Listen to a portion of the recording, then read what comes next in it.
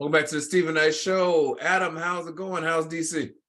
It's going well, Steven. DC is good. It's still a little cold for March, but I know we're Yeah, still technically in winter, so making do. absolutely, absolutely. Well, everyone's talking about the Oscars, and we talked about it in Hot Topics. What were your takeaways from yesterday's award show?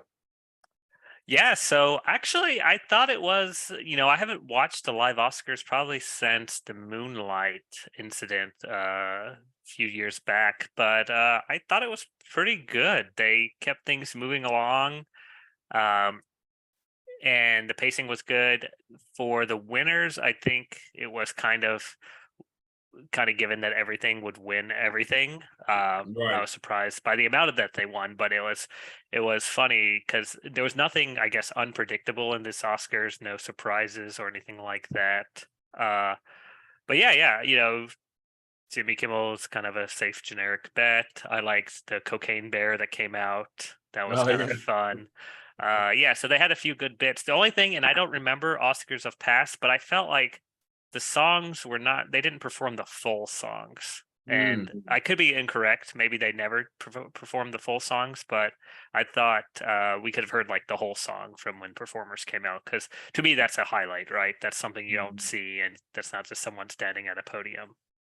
Um, Yeah. but yeah, overall, most of it was good. Yeah, all quiet on the Western Front, which Chige, you just recently talked about, and I thought deserved the awards they got. Uh, Mhm. and yeah, everything else. I mean, I do want to see women talking. I know that's been very highly regarded as well. So there's a few that I missed on my watch list that I'm going to go back to. Okay. So earlier in Hot Topics, when we were talking about the Oscars, I had brought up we were talking about Angela Bassett and how she didn't win, and some people believe that she was snubbed. But in my mind, and maybe you can agree with me or not, but in my mind, I never really looked at her as being a contender because it was a Marvel film. Hmm. I never thought that it would be something that they would even consider. So I was actually surprised that she was even nominated, honestly. Yeah, I will agree with that. It was very surprising to see a Marvel movie not get like technical or some kind of visual effects. Hmm. Uh yeah, it's complicated because I think, Jamie Lee Curtis, they did a great job, but also it's what they call like one of those career wins. Like she's been in the industry for so long that they felt like they Hmm. had to give it to her. I don't know because I haven't seen The Whale. So I don't know if, Hong Chow was better. I did like Angela Bassett a lot in Black Panther, but also Jamie Lee Curtis, I didn't realize it was her until after the movie because I guess they just did a good job of really like covering her up. So Hmm. yeah. I think this is the beginning of, I hope, like a trend where maybe the Marvel movies will start getting a little more notice. Uh, uh, that being said, though, they don't have the talent of Angela Bassett in all their movies, so maybe Well, not. no. Yeah, I was very disappointed. I mean, I don't know if you saw the clip, Adam, but the look on her face when they announced Jamie Lee Curtis, she looked so hurt, and you could tell it wasn't, because usually they give a little fake smile. Oh, Yeah, congratulations. exactly. She looked devastated, and I felt devastated for her because I felt so bad for her. Because I thought she was gonna win just because she's been winning a lot of awards lately, and she's been recognized a lot. And I'm very happy for Jamie Lee Curtis, especially when I heard her speech. You could Hmm. tell she was genuinely just happy. You know what I mean? Which Yep. what she deserves. She's a legend as well. But I really, really want Angela Bassett to win. I remember I was watching my shows on Friday, and they were doing predictions. And this one man said Jamie Lee Curtis, he thinks she was gonna win. I kind of cut my eyes out on the show. But he was right. He was right. But yeah, Yeah. Yeah, I have a feeling, so if Angela once when Angela gets another nomination, it'll probably be hers to win. yeah, yeah. So did you all get to see any movies or anything? I didn't No, see any movies. I'm sorry, Adam. Go ahead. no, sorry, no, I was just about to say I did not get a chance to catch anything. I actually wanted to see Women Talking, but didn't have time this weekend, and sadly, I'm not even caught up on The Last of Us. And I know it was the season finale, and I can't wait to watch it. But I haven't had a chance to catch. Though I will say I did get like a brief time. to watch LA Confidential, which is a movie from the 90s, but it's Mhm. really good. If you're looking for something on Hulu to watch, it's a film noir crime movie with Guy Pearce and Russell Crowe. But it's an old one, so no need to rush out to it. Yeah, I think wasn't that nominated for some awards back in its day? It Yeah. did. So it kind of popped up on one of those like other award nominees on Hulu. And so I was like, all right, well, I've seen it before. So if I can like look at my phone while watching it, I'm not that worried about it. But I mean, it holds up. They did a great Yeah. job. Yeah. I won't talk about Last of Us until you're able to talk about it with me. Yeah, thank you. I did start a new series. It's called what's it called? Daisy Jones and the Six on Amazon. Yeah. It's about the rock band group. It is really, really, really good. Like really, really, really good. If you ever saw that movie, Almost Famous, Hmm. it kind of reminds me of that a little bit. It's Nice. in there and it's gritty and it's real and it's about the 70s and rock and roll and the music industry. It's really, really in there. It's pretty good. Yeah. And I think the lead is Elvis's granddaughter. It's Lisa Marie Presley's daughter. Yeah. Oh, Yeah. yeah. What's her name from Logan Lucky? I have to look it up again. Yeah, I forget her name, but it's pretty good. Check it out. Yeah, I have a coworker who read the book and said it was really good. So she definitely recommended watching the show as well.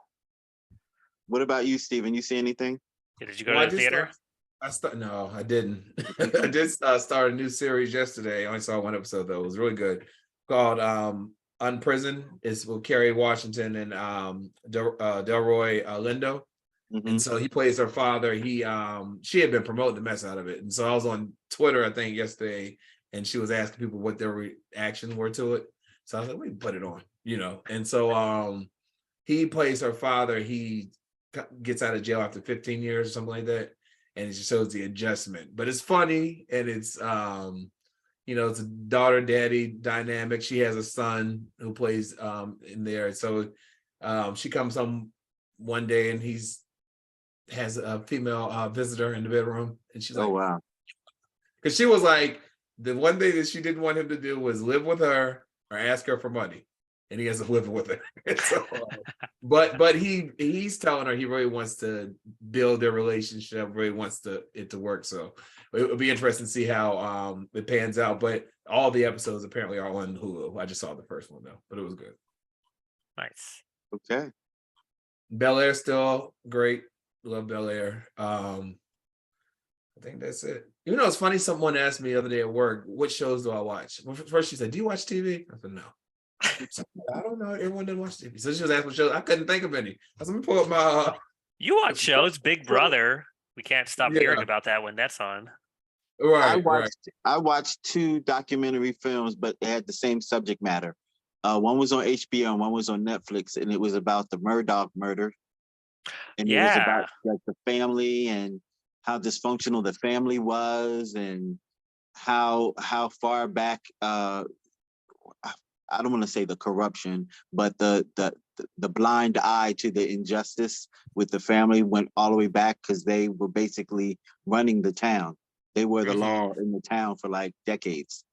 And just the different things that would happen in that family over time. And there were like 5 people died surrounding them in 6 years. That's crazy. Yeah. But it was 2 different documentaries. One was on HBO and the other one was on Netflix, and I watched both of them. And it didn't get old to me. It was like still new information. I don't know. I love true crime documentaries.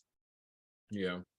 Yeah, I was wondering. I know which. I guess a couple questions. Which one did you like better? And I know one of them was made like a couple years before like the whole recent trial stuff. So I think that was the one on Netflix, and I do think that I like that one better because they focused on the stuff that happened yesterday, like the old stuff. They focused on that, and they showed you the trajectory and how, with each situation, it got worse. Everything got worse as it went along. Every new episode was the worst episode. Oh, interesting. How the power and that privilege corrupts you. You think you get away with everything. I also finished the 1619 project. Nicole Hannah Jones, she is the facilitator, if you will, for it's like a series. It just talks about how racism has plagued this country and how it shows up today, even though certain people are trying to erase history. So it just talks about different aspects of it, from voting rights to the Confederate flag. Different. Each episode is about something different, but it was really good. I actually saw one of a friend of mine. I guess he had interviewed the woman Nicole. I'm not sure, but I saw them on stage together, and so I knew I wanted to check it out. But it was really good. Have you read the book? I haven't. I see now they have a podcast about it too. Yeah. So how does the show hold up to the book? I haven't read the book, but it was good. Okay. But it was right. It was good though. It was very and they had like different people. What I like about it is that it has a diverse people talking about the subjects. You know what I mean? Like so is it anything like that masterclass thing that came on? Did you ever see that? I think I reviewed it once. It was like basically a masterclass where they had like 5 experts come on and they were talking about different aspects of professionalism and what it takes to succeed. And it was like top people in, industry. Yeah, well, here she's just traveling back to where she's from, down south and all that, and talk because her mother is white, her dad is black, and so it's from her experience, because consider herself a black woman, which she is, and it talks about even having the white side of her family, black side of her family, and then just all of the entanglement in it all. But it's really good. It's really good. So I recommend it. What's it on? On Hulu. Okay, I'll check it out. I will say, speaking, this did remind me, I did watch History of the World Part 2, a couple episodes. And as for anyone unaware, it's the Mel Brooks. He did the original one back in the day, and this is like kind of episodes on it. I'm going to give it a couple more episodes. It's not as funny as I was hoping it to be. I think some of the skits are really good, and then some of them just, I wouldn't even say bad. They're just not funny. They're kind of boring to me. And about only 2 episodes in, but I was hoping for a little bit more. Yeah. So I was very leery about that because that is like one of my favorite movies in the whole wide world, the original. And it was done during a different time in a different era. You could say different things and you could do different things, and it was hilarious. I don't know if they would be able to duplicate that now. They couldn't. I just don't see it being as funny. Yeah, they're trying, and there are some good ones again, but some of them are just like, it's been done before. Maybe that's the thing too, right? So much has been done between now and then that it doesn't feel fresh anymore. Okay. Anything coming out of the pipeline? I know there's a lot of superhero movies out there, but Shazam 2 still looks like a fun romp, and we want to keep DC around, so that's the big one for me. Okay. So I'm not really feeling Shazam because the last one disappointed a little bit. However, there is The Flash coming out later on this year, and I have to see Shazam because I know that it's going to make some reference to The Flash in some way, shape, or form. The connection has to be there because if anyone knows the storyline, they know that Shazam at some point joins the Justice League. So I have to keep an eye out for these things because it's my duty. All right. Well, guys, as always, thank you for letting us know what to spend our time and money on and whatnot, and have a great week. Thanks. All right. Right back after this.